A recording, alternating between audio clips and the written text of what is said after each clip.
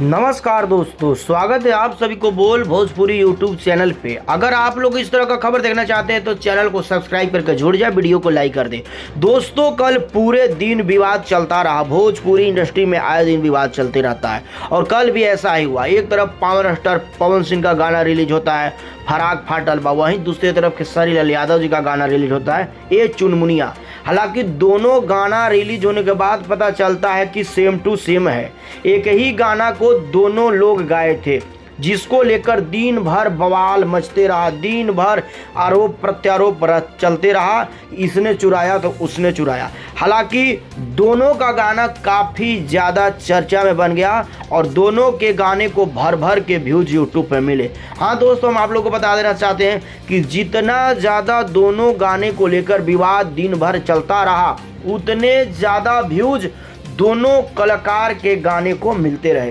एक तरफ फराक फाटल बा पवन सिंह का गाना 30 लाख व्यूज शाम होते होते पूरा कर लिया। वहीं दूसरी तरफ खेसारी लाल यादव का गाना भी 30 लाख व्यूज शाम होते होते पूरा कर लिया। दोनों का गाना जितना ज़्यादा कंट्रोवर्सी में कल पूरे दिन रहा, उतने ज़्यादा दोनों के गाने पे भर भर के व्यूज आए।